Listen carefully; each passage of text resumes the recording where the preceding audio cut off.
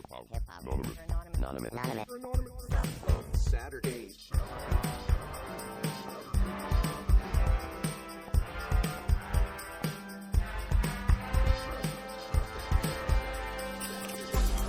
Hello, everybody. Welcome to Sapo Saturdays. You got your boy ASAP Froggy, Bingus Frog, Ribbit. Doc Froggle Day. Yo. We are happy to have you here for a Scratch Track Saturday. Welcome to the studio. Yes, welcome. Thank you so much for joining us on another beautiful Saturday. So happy to be here. For those of you that have tuned in with us in the past, you should be familiar at this point with the Avant-Gardians. And we went to a show that they were playing at the other night, and let me tell you, they blew the roof off. It's really cool to see performers that come on our show succeeding and going out and doing their thing, and they put on a whole light show, and it was absolutely awesome. But let's start by setting the room. Thank you so much for joining us today. We are Sapo Studios. Our goal is to bring ownership rights and profits back to the artists. We're going to be building out a marketplace where we're going to buy and sell stems and do a whole lot more. But in the meantime, we're chatting it up with artists, talking life, music, and Web3. I am Bingus Frog. We are operating under the umbrella of the notorious Frog NFT project, and I'm so happy that y'all are here with us today.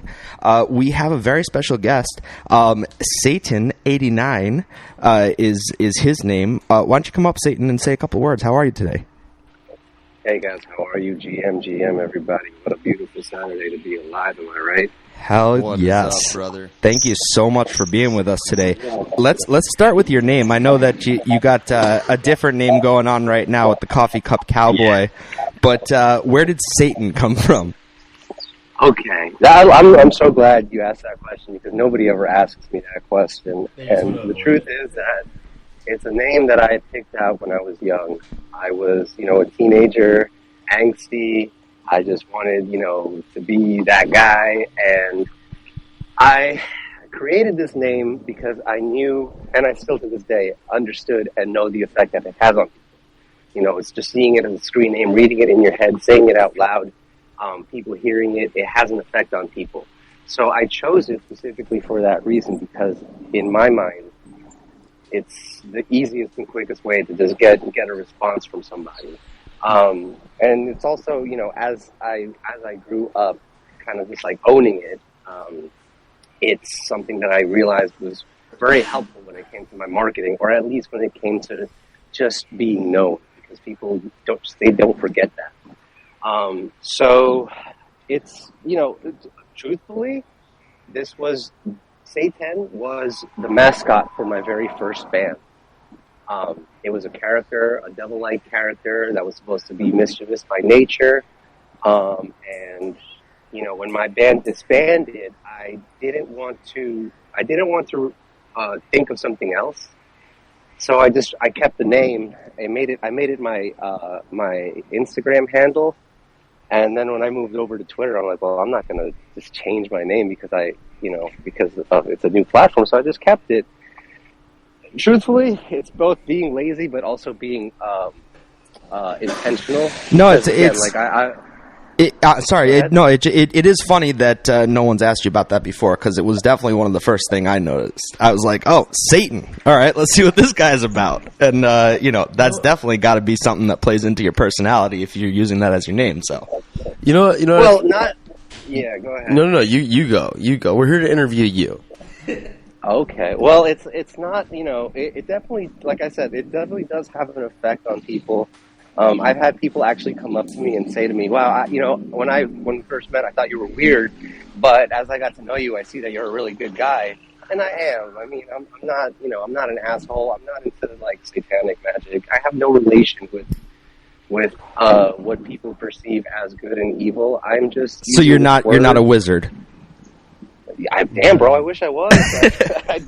I'd make $1 million magically appear before me right now. Wouldn't we all?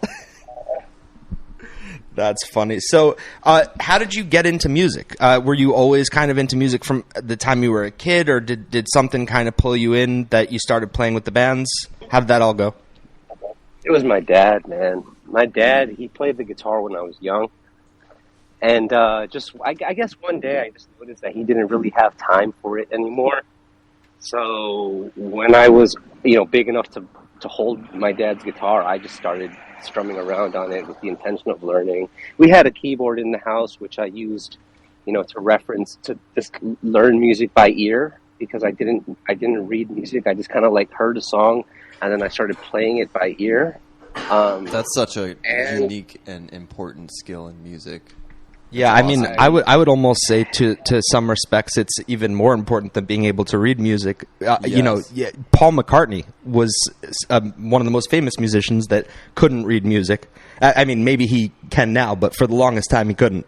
And that didn't stop him from being Paul McCartney. So that's definitely a useful skill. Yeah, it comes in handy. It definitely, music has just kind of like been my way of keeping, just keeping that feeling I had when my dad would play guitar. Just keeping it around, because there was nothing like it. My dad, he doesn't play guitar anymore, but he has a karaoke system that he sets up every weekend, and he just sings his heart out like a rock star. And he doesn't, nobody's really there. He just kind of like he has a very good relationship with whatever it is people believe in. But so he kind of just like performs for his beliefs, and he sings his favorite songs, and he just goes all out. And I look at my dad as a rock star, so I'm just trying to That's be like awesome. him. So when you started playing guitar and you're kind of self-taught, did you then kind of want to gravitate towards other musicians and see what that was about, or how did you get into playing with your band? Did you see some sort of a flyer? No, actually, what happened was that on a trip to Ecuador back in like 1999, my cousins had MTV, which is crazy because I live in America and I didn't have MTV. We only had like super basic cable, and basic cable was just 11 channels. So we went to Ecuador, and on that trip, I was exposed to MTV, and at the time, popular bands like Korn and the Red Hot Chili Peppers were being shown on the TV, and I was so impressed by Korn specifically. Korn was the band that really like got me to go, I want to do that. I want to be this. I want to be this. This is what I want to do. I want to be a rock star. Which is kind of interesting because your music definitely takes a different direction than Korn, but it just inspired you on a musical level, not wanting to play that particular type of music. Well, so the music that I have out currently is just like the smallest slice of my actual catalog. Gotcha. Which expands from into years of unreleased music from bands that I've been in, but mainly my main band, my brainchild, which is a band called Digamy, Digamy. That was the one that I really felt was my most, I felt like that was going to be my vehicle to rock stardom. I was very egotistical at the time, so it was more important to me to be a rock star than to actually be a music business advocate. But ultimately, I had the best time of my life playing in bands, and those bands, sadly, we never really recorded anything or put anything out. There was no Spotify at the time, so it was just, live performances that we burned and put on CD and put it up on MySpace at the time. But there was really there's no history there until now, actually, where, thankfully I never really lost contact with my bandmates. Mm-hmm. And to this day, we're still talking about how we can, maybe put a situation together where we're playing a couple of shows. I'm so grateful to have found Web3, because before Web3, I would have just said no. It would have just been an idea. But because of Web3, I'm incentivized to go and start recording the parts that we never got to record, setting up these sessions, and, making things happen so that, by next year we have a product that is ready for both Web 2 and Web 3. We've actually had a lot of guests be inspired by Web 3, and that's like the reason for getting back in music. That was my personal reason for getting back into music, and that's why we're sitting here at the table now, in fact, talking to you. Yeah, I was about to say the same thing. Pretty much most of the musicians we've had on, and even sort of what led into Web3. Like it was sort of a duality of the whole COVID situation and people needing an outlet to do things, and all of these things sort of culminating together to breed this new platform, if you will, that kind of inspired a lot of people. So that's awesome to hear. Let's go ahead and feature one of the tracks that you sent us. I'm going to have ASAP pull one of those up right now. Which one do you want us to play? You want us to start with Not Sorry or The Wave? So, I guess you could start with The Wave, which is it's an instrumental track that I just made for the sake of maybe pitching to a TV show or a movie or even just a commercial. It's a really upbeat, disco, funky song. I think you guys will like it. So yeah, go start with The Wave. That's a good one. That's awesome. Actually, the guest we had on last week started a company where he basically was working with artists to pair their music with different pieces of media, television shows, movies, things like that. And we're actually going to continue talking to him about maybe bringing some of that to our marketplace. So because that is in direct line with what we are trying to do here at Sapo Studios. Exactly. So down the line, we could talk to you about taking some of those tracks and moving them forward. Let's go ahead and feature The Wave by Sayten.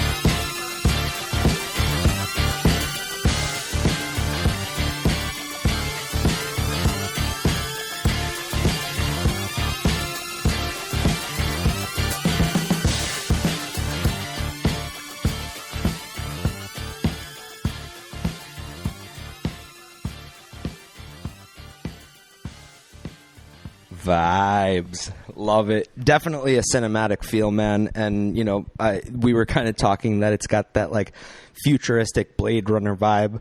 Definitely like car chase.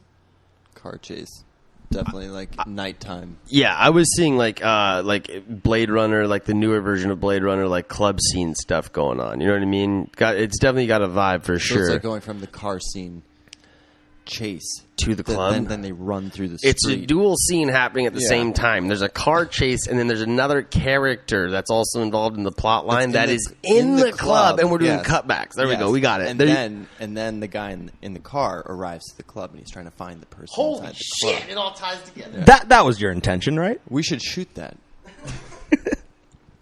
Yeah, that was super dope, though, for real, brother. What inspired you to lay that down? Cocaine. No, I'm just kidding. Cocaine, dude. Yes. I was mean actually croquet. learning. I was learning "Rock with You" by Michael Jackson and a couple of other like funk chords and songs. And you know what I like to do is after I learn a song or something, I like to take from those songs the things that I like. Chord progressions, orders, flip them around, start making it sound totally different. So that's kind of where I landed with it. And it was really, really interesting because at first I was like, I don't know. I feel like this needs to be a little more, there needs to be a little more movement. And that's kind of what brought that 303 that kind of came in the middle. Because I didn't want, I'm not really a singer anymore. I used to sing for my bands, but I didn't feel like this fit my voice. But I wanted the music to just keep going. Something that just kept going. It just felt like crazy when you started hearing it. So I guess it really just comes down from all those frantic feelings that I don't get to express because I gotta act normal all the damn time. And I just put it out in a song, and in hopes that this will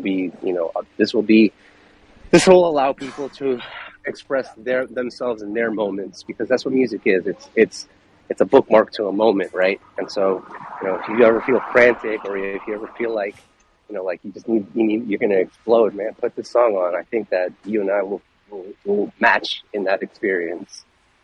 Wow, that's an amazing concept to where like you're focusing that energy into this connecting it all. And what's interesting as well is you're saying like you were listening to a certain song and you heard pieces of it that you then liked and moved around to completely make a whole other vibe, which is pretty funny because that's part of what our marketplace is made to do, is offer people to mint stems even at their bare bones, just like the stem of the song. And if you as a musician find that and you like that, then there you go. Do with it what you please. Obviously you got to pay for it, because we want to pay the artist. But other than that, that's sort of the concept, which I love that you're already doing that. And it doesn't surprise me. I mean, we see DJs and people doing that all the time. It's just like we need to give more of a platform and a place where people can go to find, like, what I would say the colors that they want to paint with, if that makes sense. Exactly. It all has to come from the inspiration you take from everything around you, right? And I think it's cool that you guys are providing such a place. Yeah, man. I think that there was a need for it, and there's definitely something that we're trying to fill in terms of what people want in this space and in the music community, and moving forward and moving away from that corporate hold that's on musicians right now. What do you use to produce your music? What program? Pro Tools. And it sounds crazy, but I only use Pro Tools for everything: making beats, mixing, recording, everything. It was my first love when I stepped into the studio. And I saw somebody doing it for the first time. I was fascinated. I said, "What is this? It's Pro Tools." Yeah, ever since then, it seems that as we've spoken to artists, even as programs have progressed, different things have come out. You stick with what you really kind of start with and love. Maybe not the first program, some people do, but it's just kind of you get into this vibe of, okay, I know how to make music with this thing. The program almost knows me to a certain respect. There's this symbiosis, and you kind of stick with that. Yeah, definitely. For sure. So how did you get into the NFT community initially? What pulled you in? It started in, I think, 2019, or when it, yeah, well, hold on. Well, when Clubhouse was fairly new, it hasn't even been a year, I had gotten an invitation, and, at first, it was a lot of music industry education rooms, which was right up my alley. I was all about it. I was, in there every day listening to every conversation that made sense, that I could apply into my path. It was amazing.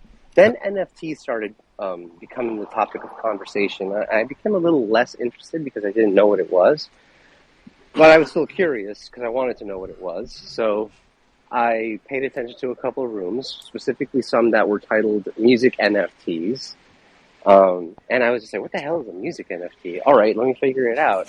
That's when I came across an artist named Kira X23, and their work is like 3D renderings of these like futuristic just environments and settings and to music. And I said, okay, this is what a music NFT is. But there's got to be more to it because there's a lot more to music. I mean, there's so many nuances in just the business of music publishing that I didn't act until I felt like I understood it a little more, which eventually led me to, this platform that I'm not going to mention because unfortunately the general sentiment towards the platform is that it's, it isn't what it was. And personally, I'm not as big a fan as I used to be. Fair enough. But, which led me to discover smart contracts, which led me to discover what ownership is in Web3. So all of these experiences kind of led me to right now. But to answer your question, it was Clubhouse and Kira X23 that got me into music NFTs, and that's where I started discovering, Spotty Wi-Fi, Domino. That's when I started discovering Fifi Wrong and Nifty Sax and Emily Lazar and Pat Dimitri and, who I'm sure I'm missing. Oh, Jack Frost, all of these guys that are doing music NFTs that are actually doing something meaningful in NFTs and music. So absolutely, that's kind of where we're at. I see on your link tree that you have a music NFTs link. Is there some project that you're going to be dropping kind of in the near future with regards to that? Those are from the former platform that I was uploading on, which are all on Matic. So now I'm going to just say this: if anybody wants those music NFTs, message me with your wallet address. I'll just send them to you.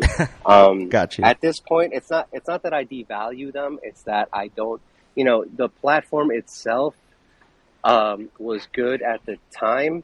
Unfortunately, they underwent some changes that, in my opinion, didn't affect them in a positive way. And because of that, I am willing to part with those NFTs as I don't see them as a vehicle of generating money. They never really were. I was actually giving them out to begin with, but with the intention of eventually selling some of them. But at this point, I think that I would rather use them as like invitation cards, like welcome to Web3. Here's your first NFT. Let me explain how it works. You press the button, you hear the song, you're good. Gotcha. What it could mean beyond that is really a matter of, something that I'm going right now, which is I'm learning how to code smart contracts for the sake of, one, understanding this world even more in depth than I do now, and two, for providing future collectors with a truly wonderful, unique experience. And I don't want to say words like utility or anything like that because I think that's corny. But I do want to say that if I'm going to release a project in the future, it's going to be something meaningful, and it's going to be something that is it's substantial, something that really can and help and people's perspective on how music NFTs are. For sure. So, And- ideally, you as an artist right now, what would you be looking for in a smart contract for a music NFT? A lot.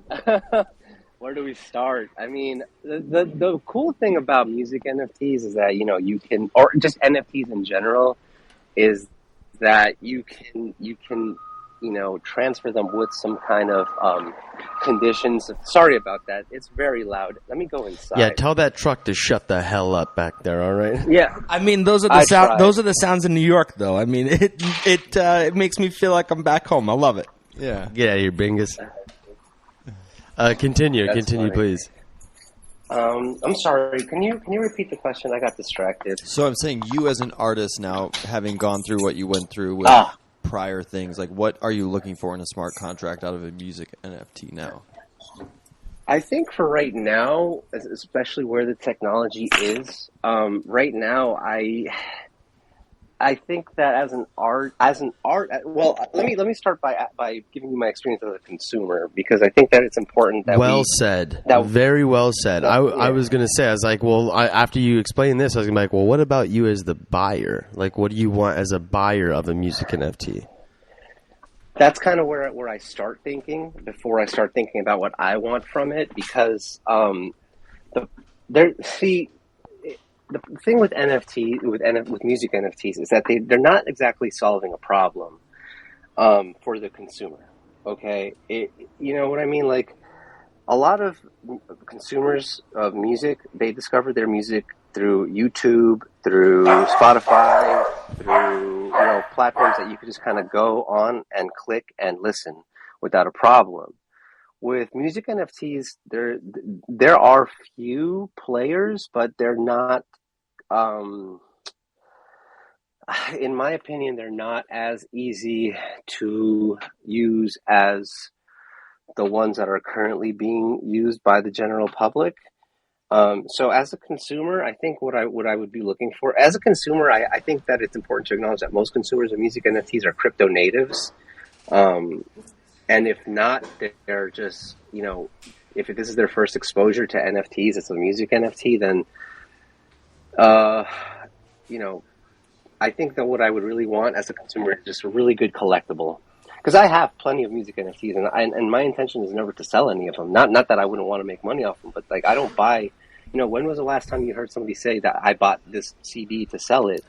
You don't do that with music. I'm sure there are people here that still have CDs and vinyls from years and years ago that they haven't thrown away or haven't sold, because that's not really what you do with music. You collect it. So, the way I would want to get like a nice special edition vinyl from my favorite band, maybe make the digital collectible something that's worth having in your wallet, something that's beautiful to look at, something that's relaxing to listen to. That's a treat, because again, music is accessible. Music is more accessible through the traditional platforms than they are through music NFTs.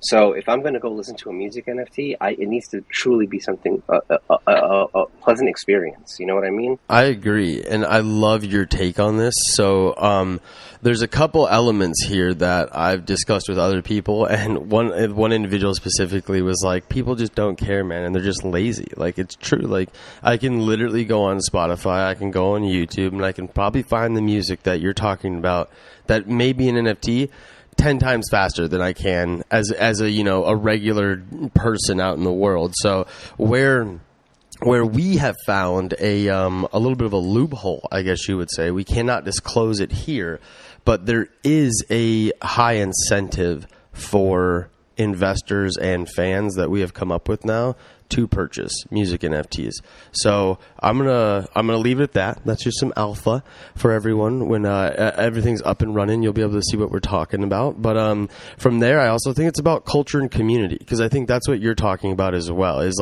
there's a reason why people seek out certain vinyls or records, because they love that musician and they want to be closer and deeper into that community.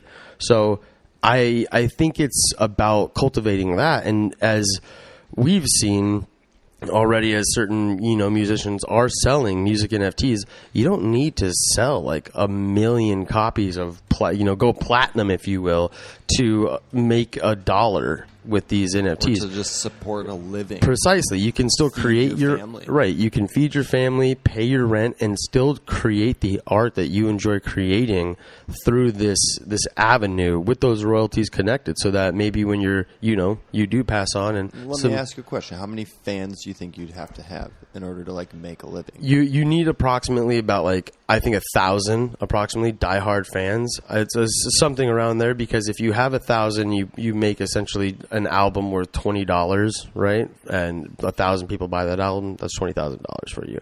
It's not like you're living large by any means, but no, but you make a couple of albums a year. Right, there you go. You can support your family through that core fan base, and I think that's a very interesting thing. Like what you're talking about in a lot of ways too, is these communities that are built in Web3, and that's a huge thing that we're waiting to also see what cultivates here at Sapo Studios. It's been a pleasure having you. Yeah, and you were talking about how the music NFTs don't exactly solve a problem for the consumer, but I think that certain products are in place to solve problems, and this is more a thing that's in place for the general consumer to provide additional value to just your traditional music experience. And when you talk about from a collectible point of view, I do want to shout out in our audience Lobo 301, who we've had on the show in the past.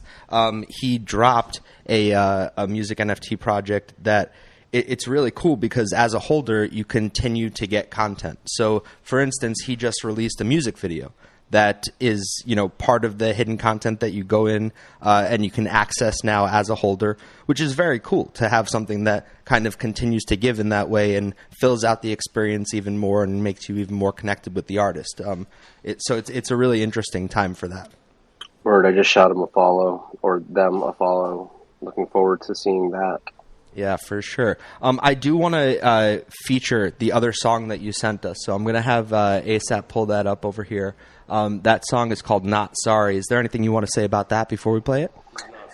Yeah, this song is my production efforts. I work alongside an artist who is singing on this track. Their name is Lee. They are a multidisciplined artist. They do physical art. They do tattoos. They sing. They write books.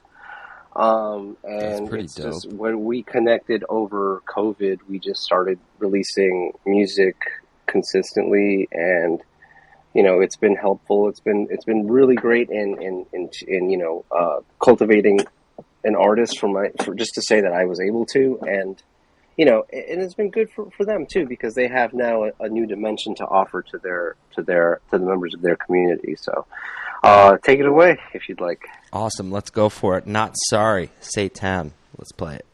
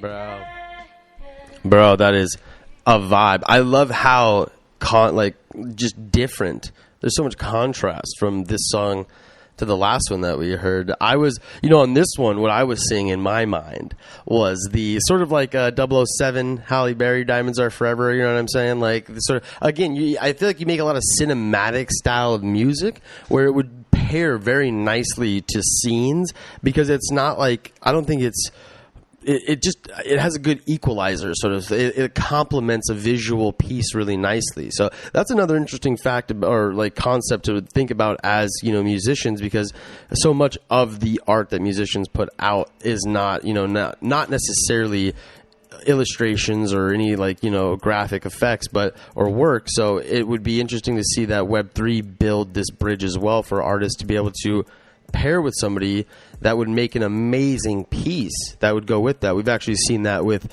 an artist that we had on, Abel Akajawa and David Ayers, that they had a piece that sold at Sotheby's for quite a bit of money. So very interesting, these collaborations that are happening. So give us the lowdown on how you built that vibe, bro. I know we had Shia Papoose, a.k.a. ASAP Froggy, over here just going off. He was feeling it. I think we were all feeling it, but he was feeling it the most.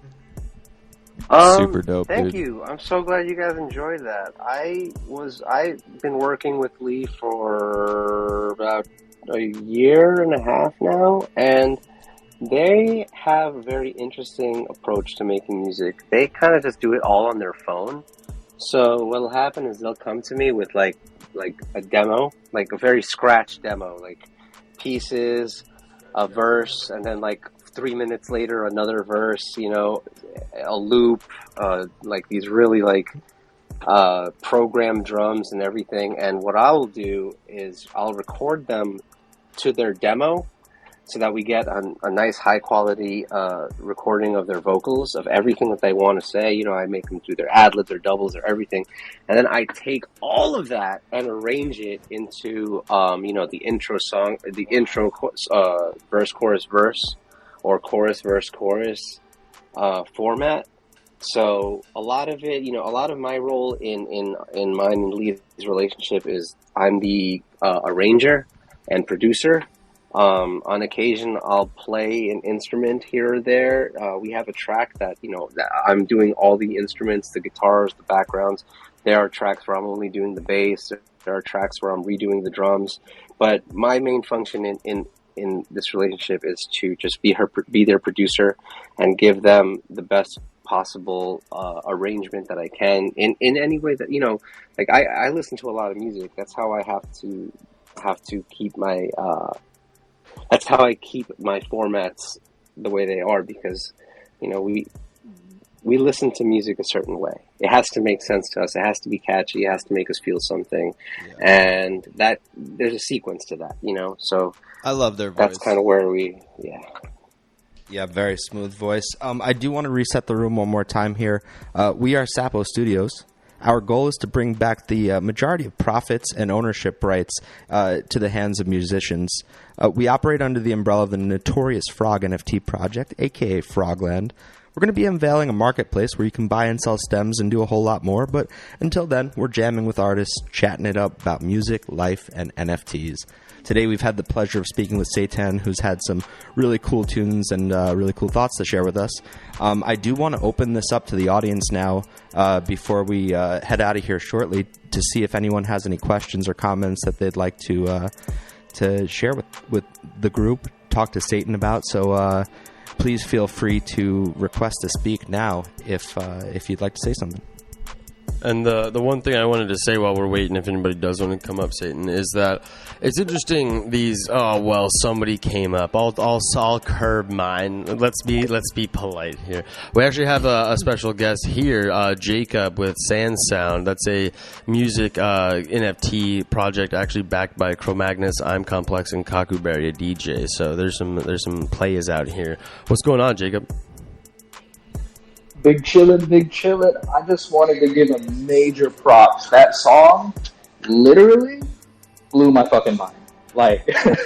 It sounds like something that, like how you were saying, so cinematic. And for me, I love that kind of escapism that music gives me. And that's something that, I would kind of like smoke up to, vibe to, and just Yeah. have a good time with it. It's on Spotify. So if you wanna Wave. if you wanna listen to it on repeat, it's on Spotify. It's on YouTube. I've been trying so hard to get Lee to get into Web3. I helped them make their MetaMask. I bought them their ENS. I helped them set up their OpenSea. The thing is that, like many artists, they have their own way of doing things, and I am being respectful of it with some kind of, but I am expressing a sense of urgency, because I always tell them, I'm like, Lee, the only reason why people give a damn about what I'm doing is because I'm showing them your music, you know? But And it's like if it just sits on a hard drive, no one's ever going to hear it. oh no, it's out there. Gotta put it out. We Yeah. upload it. Yeah, we upload it to Spotify and the DSPs, but it's just not on Web3 yet. Yeah, no, but you definitely have to get Lee out to these spaces, because Lee's got an awesome, smooth voice, and definitely a great collaboration between the two of you. Really nice. Yeah, it actually made me think about one of the live sets we had here with our guest 2 weeks ago, Brandon. Yeah, because he had some mean pipes on him, and we had Shy Papoose, aka ASAP, over here just laying down beats together, and they just created an amazing song. And I can imagine Lee, you, and whoever else coming in and just getting down. You know what I mean? That's what it's all about too. That's what we're working for as well, and working towards is a digital VR studio that artists will be able to come into and potentially jam together and maybe make some shit that never would have been made had they not been able to cross paths. Have you found that you've been collaborating with a lot more people kind of across the world, so to speak, since Web3 has provided that remote opportunity to interact with people on a closer level than ever before now? The focus for the last few months have been in building connections, which at this point I am now comfortable in my connections to offer my services formally. That's fair. Just the other day, a conversation came up where somebody was saying, I'm looking for a new engineer, and I'm an engineer. But this is, I don't think that I would have mentioned that if I had just met this person. And I do that, only because there's a sense of trust that I believe needs to be created before, you go in and create something with somebody. So that reinforces the quality of the work, because it makes somebody feel comfortable. So that's been my mission for the last few months, has been creating these connections.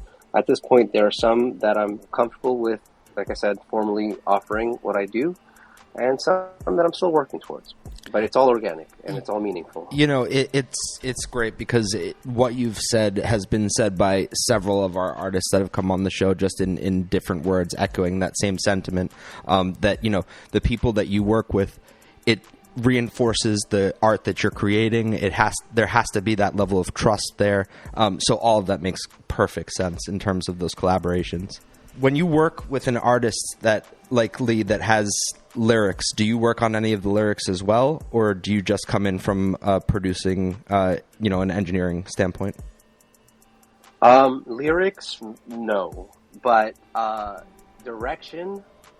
When it comes to if I have to make them sing something a different way, I do that. I do get involved, the melodic compositions. Sure.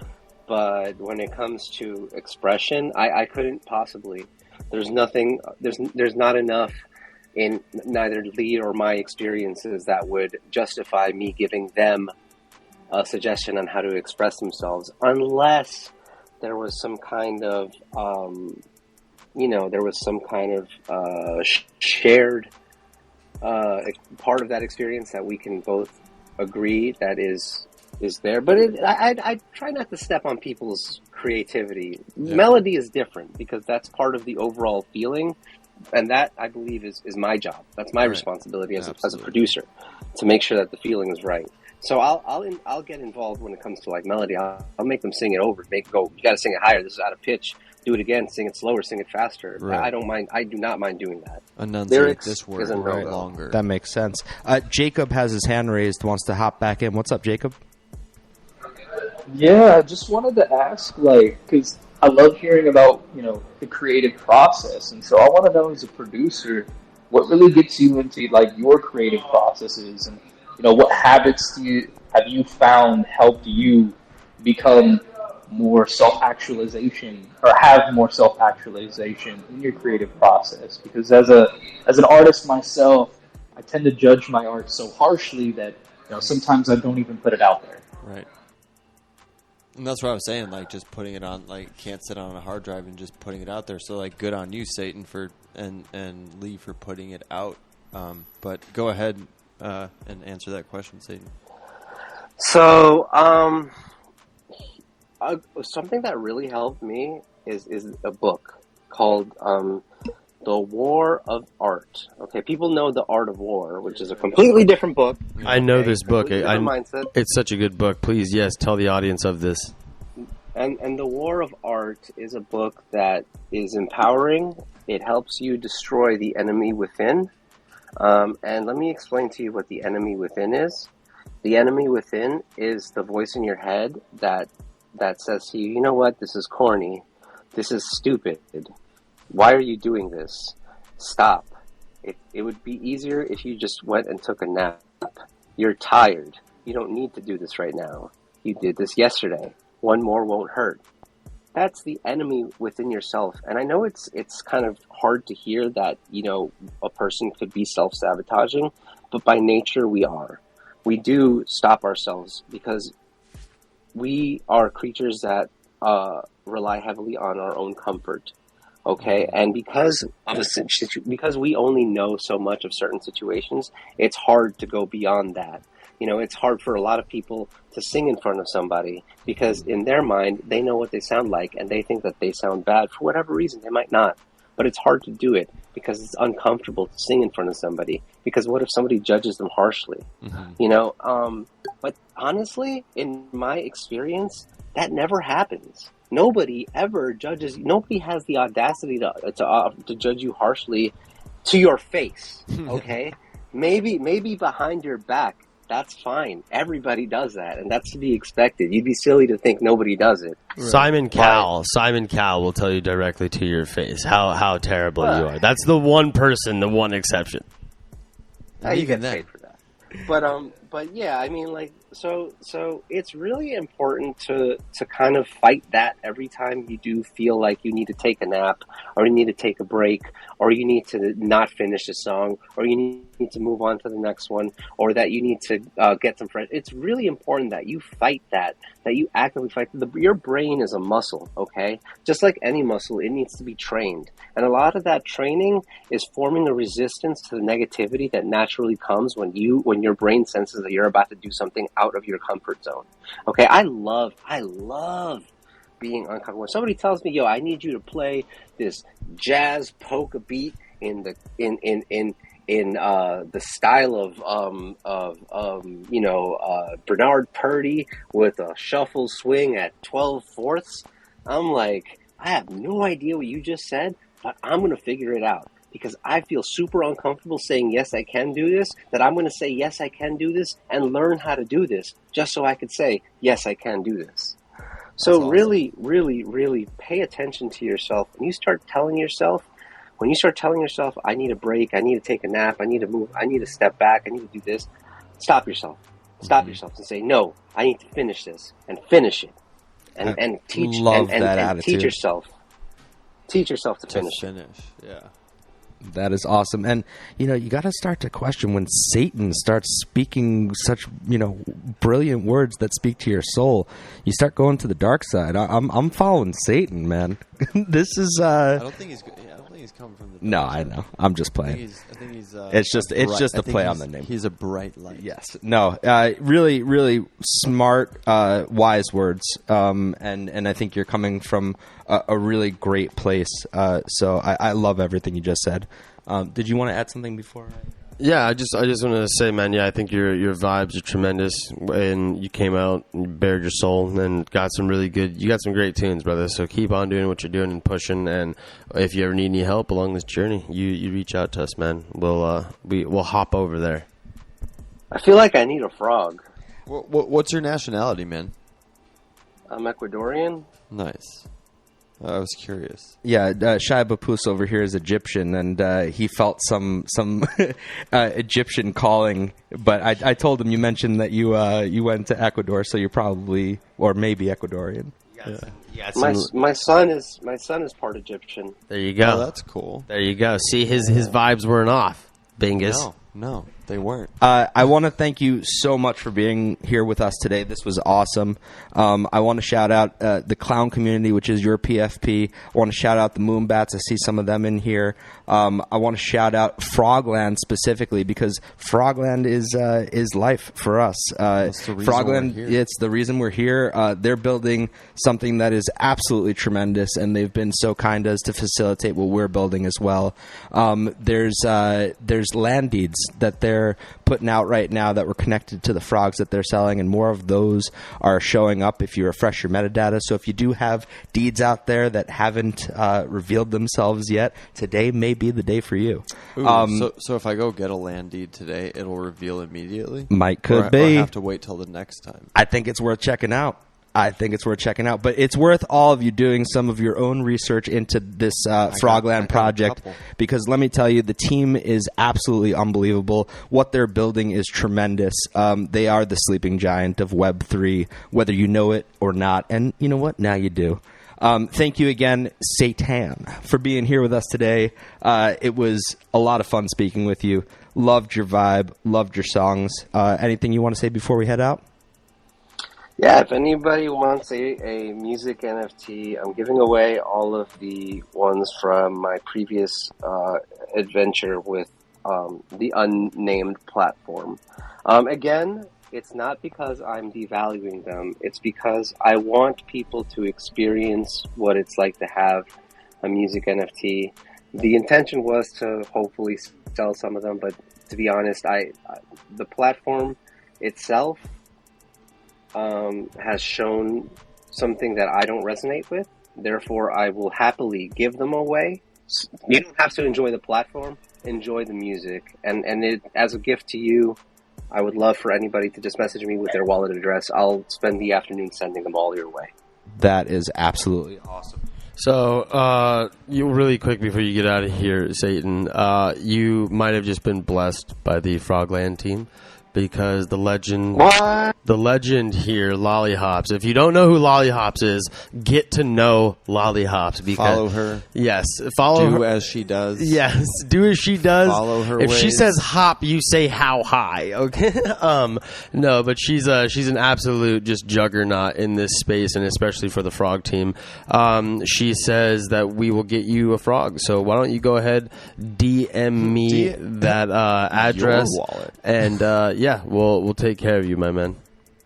Thank you so much. Oh my god, I was about to start looking at frog prices. I'm like, I can't. Well, not hey, get two's a better frog. than can one. still go buy two's, one. two's better than one, baby. Yeah, I'll say that.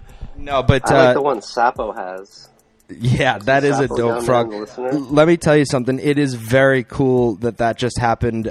We love to see that kind of thing happen on the show, but also can't wait for you to experience the community because it's really a great community. The Discord experience is truly unique. They've kind of built this world before they've built out their full metaverse inside the Discord.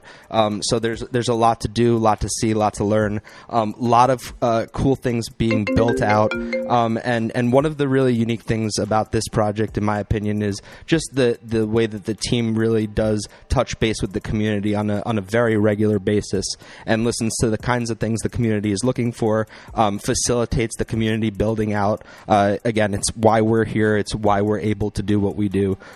So love that you're going to be part of the Frogland community. This is awesome. Super dope that it happens live on a Sapo Saturday. Hell yes. Let's go. Shoot All us right. your address, man. Yeah, definitely. Yeah, I will. Who am I sending my address to? I'm DMing you right now. Yeah, you're. Let's see, which From from Sapo which or account? Avon? Okay, from the Sapo account. We just DM'd you, and you'll get us your address, and we'll set that all up. Thank you again for being here today. Thank you everyone for tuning in today. Great session. Really love all the things we spoke about. Love your music again. And we didn't get rugged by Twitter. Thank you, Twitter, for not rugging us. Yes, we didn't get rugged by Twitter. It was a clean show. Beautiful thing. I bet they saw our tweet about getting rugged twice in a row. Oh, yeah, they paid special attention today. They went to work. Yeah, they took care of us. Love that. Awesome. Special treatment. Thank you, Twitter. All right. Everyone here, you have a beautiful Saturday. Thank you for being with us, spending some time. We love you all, and we will catch you on the flip. Sapo Studios out. Take it easy.